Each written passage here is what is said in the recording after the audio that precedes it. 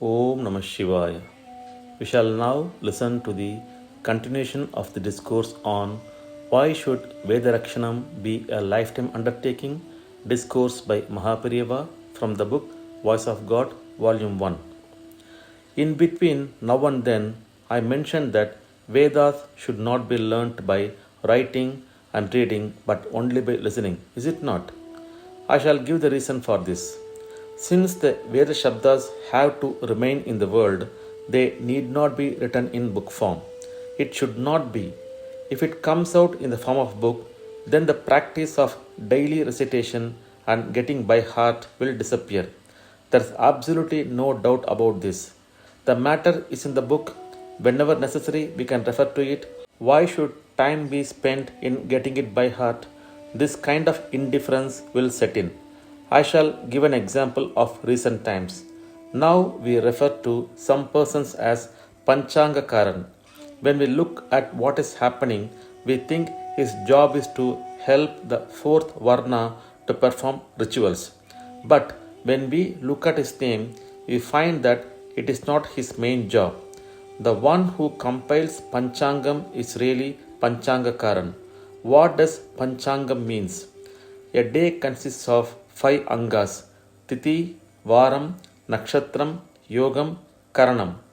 To find out if a day is good or not, what kind of jobs can be done on that day, and what should not be done, these 5 should be known. These days, big astronomers sit in the Greenwich laboratory and calculate the rising and setting of sun, moon, and stars. But till 3 or 4 generations back, the Panchangakaran in the village was adept in this.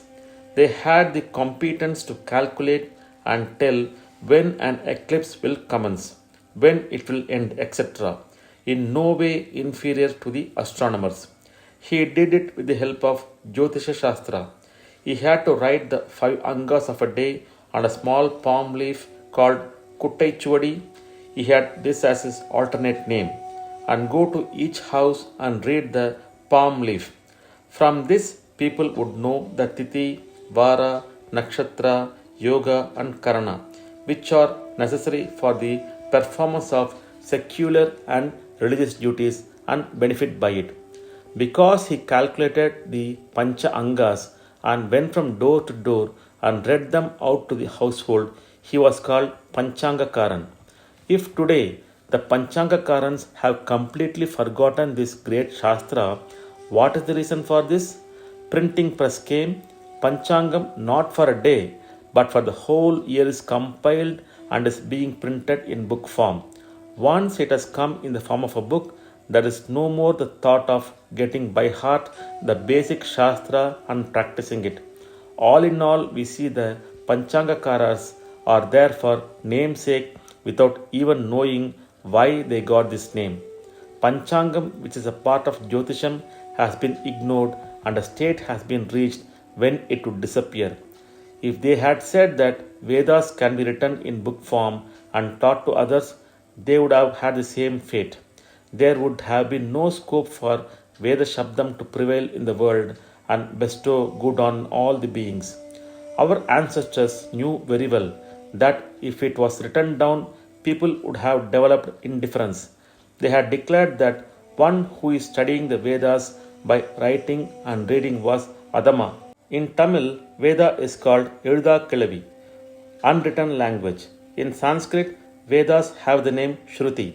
Shruti means what should be heard by the ears. In other words, they should not be practiced through writing, because it had to be recited by mouth and heard through ears. It was a full-time job instead of being a part-time one. One person recited each padam one by one. The Shishyas repeated each 2 times. Thus the Veda Shabdas filled the atmosphere. This way, the Veda Shakas, which are vast as ocean, have been preserved over thousands of generations up to this century.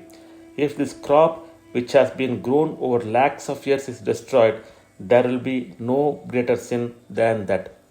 Om Namah Shivaya. We shall listen to the continuation of this discourse in the next post. Om Namah Shivaya.